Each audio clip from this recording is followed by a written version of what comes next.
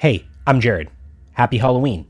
Today, we're going to be making this creepy guy, so let's go ahead and jump right in. As per usual, the first thing you're going to want to do when you start any character is you're going to want to pick a concept. This concept was super creepy, kind of weird, and I liked it, so I went ahead and chose this one. This piece was made by my friend Stephen Oakley. As you probably noticed in the past, I like making his creatures, and if you want to check more of his work out, you can find a link in the description. Now, first thing I always do when starting a character is figuring out reference and inspiration. For this piece, I knew I wanted to kind of go for a similar look to some of the stuff that I was seeing in pieces by my friend Hammy, Greg Strangis, Leon Enriquez, Andre Castro, Brian Wynia, and some other creature designs from different games like Doom. Those were the main inspirations for this character.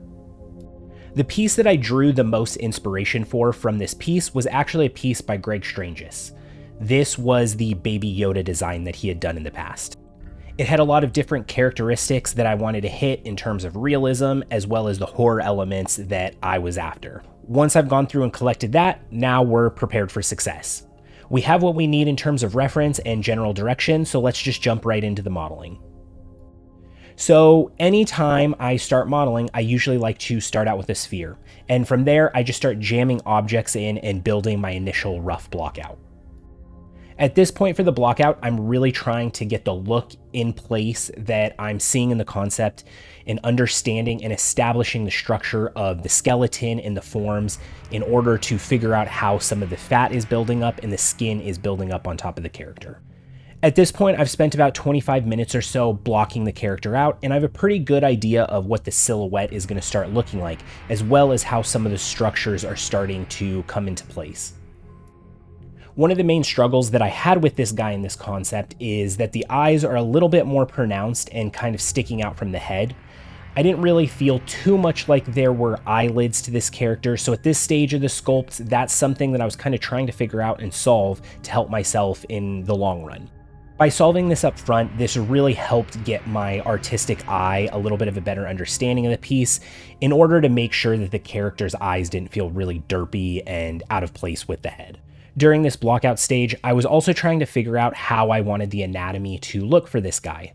Obviously, he's kind of a chunky bear, but I did want to ensure that he feels like he has some kind of muscular structure on top of him, and he's not just kind of a bear mascot head with tube arms. For my blockouts, I tend not to take them super far.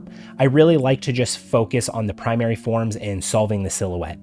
This just helps me ensure that I have a good foundation to work on and I'm not getting distracted with a lot of things that come further down the road, like detailing. That being said, one of the main things that I did consistently find myself struggling with this piece on was actually the proportions. I was never 100% confident on getting them locked in, but that's something that I just had to keep an eye on and continue to refine as I moved throughout the character. So after a while of banging my head against the screen for a little bit to block things out and get things figured out, I felt like I was at a pretty good point where I could start to move into refining and sculpting some of the forms on the character.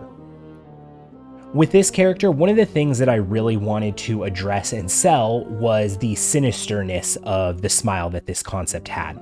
So to do that, I really focused a lot on the bone structure and the eye region in order to figure out how the mouth was going to create a shape that felt like it worked, but also felt really natural and believable. Like it was meshing this kind of big, fat, chunky bear with more of a skull style of face.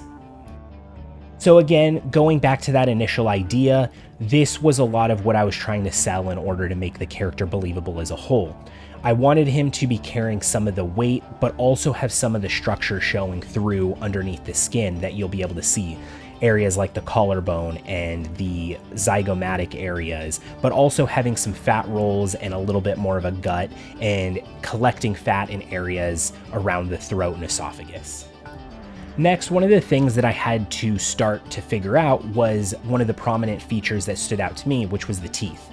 I ended up going with separating the teeth just because the fact that the teeth are so close to each other, I didn't want to worry about any weird intersections that might arise. This gave me the freedom to make sure that they were interacting with each other, but weren't clipping with each other, and it just made things a little bit easier to sculpt them one by one in the long run. After tackling the teeth and getting those in place, I felt like things were starting to come together and I was getting a greater perspective on everything. Once I had all of that in place, I was able to start moving and nudging things around a little bit in order to continue to refine the proportions and make sure that everything is working as a whole. Going back to what I had mentioned before, the balancing the features and the size of the head was an area that I continued to struggle with pretty frequently throughout this concept. I only had one angle to go off of, so I was having to interpret some of this stuff while introducing things like a skeletal structure as well to make sure that it all felt believable and naturalistic. When sculpting this character, one of the things I really liked was the soft features and elements of the design because I felt like it really contrasts the obvious look and feel of what the character looks like. There's these soft features that are added to the character that make it feel a little bit cute in nature, but there's also these sharp features like bony landmarks of the face that kind of contrast that cute look. When addressing the face, there's a lot of soft features towards the back of the head, but you can notice that there is a transition that starts to happen to more of the harsh features as we get closer to the front of the face. I introduced more sharp angles, sharp lines, and things became a lot less rounded, which I think overall helped in pushing the design language of what the sculpt was looking like. Now, after a couple of hours, I had spent a pretty good amount of time sculpting the overall look and feel of the character. Next, I wanted to start to address some of the additional assets like the shirt and the shoe. In order to do this, I used masking to mask out the overall proportion of the shirt, but I felt like this wasn't actually working because I was running into issues with the armpit area where a lot of the geometry was starting to roll on top of itself. So to alleviate this, what I ended up doing was I took the body, I dynameshed it, and I sculpted the overall shape of the shirt so that I could have kind of a simplified block out. From there, I smoothed out the areas that were giving me issues around the armpits, and I created a mask to extract the shirt in order to give myself some clean geometry to work with. Once I had the mesh masked and extracted, I ran the Z-remesher in order to get something that was cleaner so that I could start sculpting on top of and refine my forms. Moving forward on the shirt, all I really did was just add a little bit of character to the shirt. I wanted to add some drapery folds as well as tattered edges in order to make it look like this character had kind of lived in this costume. I didn't want it to be pristine and clean. I wanted to add a little bit of edge wear and tear in order to bring it together as a whole. The look of the shirt was pretty easy and quick to knock out. I just added a couple of tension wrinkles throughout the shirt in order to give it a little bit more life. But for the most part, it was pretty quick to add a couple of wrinkles, as well as adding some of the trim in order to make the shirt feel a little bit more lived in. The last little tweaks that I added to the shirt was I punched a couple of holes in the geometry. The reason that I did it this way was because I did want to have some thickness and depth to the holes. I could have gone through the texturing phase. That's always an option that I could have done, but this gave me a little bit more control and interest over the final look. So touching on the holes that I put in, another nice aspect about going this route with it is this allows me to actually add some superficial wrinkles that impact how the hole looks with the geometry. Not only that, I will also have the flexibility of tattering and destroying the edges, in which, in my opinion, adds more believability and complexity to the piece. Lastly, to bring everything together, the thing that I had to add was the trim on the shirt. All I did was duplicate the mesh and extract a couple of edge loops towards the border in order to get some clean geometry. From there, I added some thickness in order to start sculpting on top of and integrate this with the shirt to make sure that these two pieces felt like they worked together. When making characters, I usually like to take all of the pieces to a level of completion together at once, but with this piece, I kind of felt like I was on a roll, so I took the extra step to finalize the shirt model by adding some tertiary wrinkles and using a couple of alphas as well as the /2 brush to tear up the edges and to push it to a state which I would consider complete. When making cloth, there's a couple of things that I do like to consider for myself, and one of them is the fact that I like to determine how I'm going to put the fabric weave detail into the model. Most of the time, I tend not to do it in the high poly sculpt, and the reason for that is because I like the flexibility of doing that detail either inside of the texturing phase or doing it with the shader with some tiling detail normals. The last asset that we're going to need to add to the scene to get everything in place is going to be the shoe that's hanging outside of the mouth. The way that I went about making the shoe was really just a quick Dynamesh blockout in order to figure out the forms and the proportions.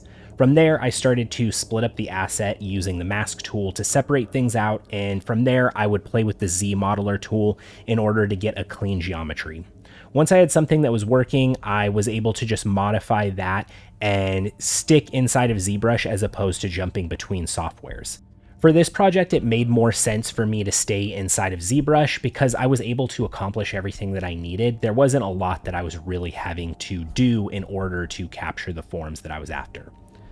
After going through the process of separating the model out into all the pieces that I needed, whether it was the platform or the fabric or the shoelaces, from there, I started to add thickness to the model in order for me to start sculpting. At this stage, I try to keep the model very, very low and easy to manipulate before I start to get to the sculpting phase.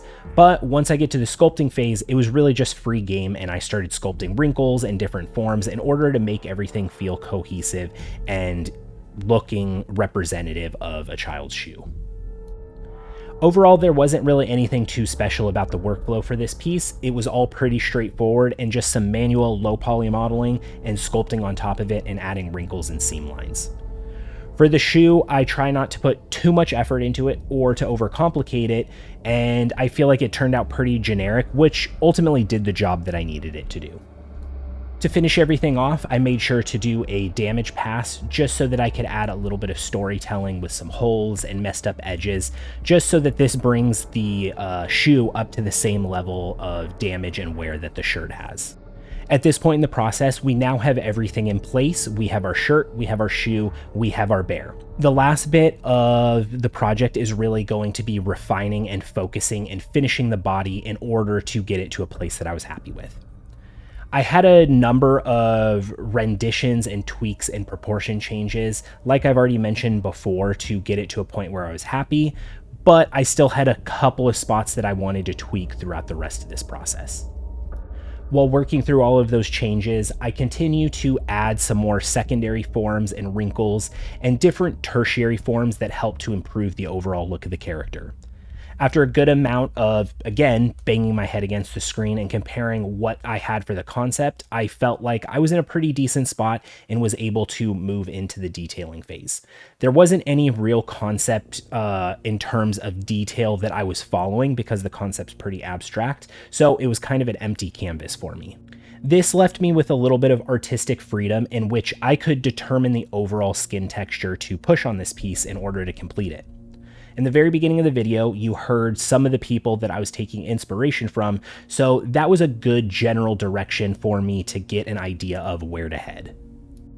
I wanted to add gross, dead, porous looking skin with a little bit of an unnerving sort of texture to it. The first way that I started was adding some texture in places by going through with the damn standard brush and introducing some fine wrinkle lines. This guy obviously has a little bit of weight to him and fat rolls and things like that, so I wanted to accentuate some of those with extra wrinkles and stretched out looking skin.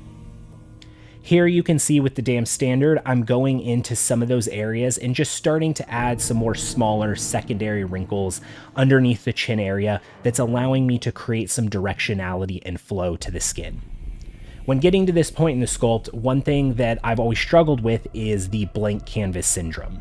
And what I mean by that is once I've sculpted and refined a lot of the forms, sometimes I feel like I can get a little bit of a lockup feeling where I don't know where to go next because everything feels so polished and clean.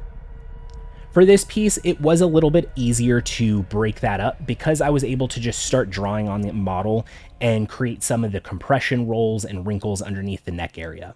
Once I had that in place, it was a little bit easier for me to go in and start putting information on top of the model. When adding things like wrinkles, usually I like to start by drawing and just sketching that information in. And once I have that in place, then I can come in after the fact and add some volume and dimension to those wrinkles to make sure that they feel like they're integrated with the pores and the high frequency detail. Another technique that I use at this point is very similar in nature, and that's going to be taking a brush like the clay spins brush or the clay tubes brush and starting to sculpt across the forms on the face. This is a process where I like to add the natural flow and rhythms that my hand starts to pick up as I go along across the model. Now, after priming the surface, I start to move into adding tertiary and high frequency detail on the model. I wasn't entirely sure the texture that I wanted, so I did a little bit of experimenting and testing out of different alphas in order to see what kind of look I could get. The first alpha that I started to lay down was just in order to create some smaller breakup and kind of small wrinkles and directionality that flow with the skin. You can see that represented here. In my opinion, creating details on a sculpt is probably one of the harder things to do. The reason for that is because I find that applying an alpha can tend to just sit on top of the model and not feel very organic. So in order to alleviate that, I find myself looking for ways to really help integrate the alpha with the natural cuts that I make in the model. So I will take my damn standard brush or standard brush and do a pass that integrates the two of them by drawing over the top of the model. When adding detail to my model, I am all about control. So to help in order for that, I also like to keep all of my information on layers. And the reason for that is because I like to apply different layers with different types of detail. Here you can see that I'm going through and adding some different pores next, and this I'm applying throughout the model, and you can notice that I'm not applying it at a super high intensity. One of the benefits of having layers, as you can see, is I do have the ability to control that intensity after the fact. But with the type of detail that I was after creating, I didn't want to really push too much pressure or displacement into the geometry just yet, and I wanted to allow myself that control after the fact. Another technique that I like to use in order to add details to my sculpt is I do like to play with the surface noises in the noisemaker. These have a lot of flexibility with how much detail you can get onto your model relatively quickly. The new Maxon noises have a lot of really cool patterns in them that I like to use in order to break up my surface and just, again, add more complexity to the detail pass that I'm doing. At this point, I'm overall pretty happy with how the detail's coming across, so the last step for this piece is going to be doing another final one-over in order to integrate all of these details with the sculpt. So I'll just go in with the damn standard brush and the standard brush and just start carving in some extra wrinkles and accentuate some of the folds and pores in order to make sure that everything's working together. After giving a pass on that, my last little touch is going to be add some asymmetry to the face as well as integrate the hanging shoe with the mouth. I wanted it to feel like there was some tension of the interaction between the lips, so that's a little bit of an extra detail that I tried to push into the sculpt to help reinforce that idea. Now, after buttoning all that up, the last thing that I do is just make sure to double check my concept against my model to make sure my proportions and everything is working together again. So after a million changes later, we're now done with our high poly. Ain't he a beauty? I mean, I guess he's kind of ugly, but ultimately that was the point of this character. But yeah, that wraps up this weird, spooky Halloween episode. Hopefully you enjoyed all of this and were able to see some cool, useful stuff that maybe you were able to learn from.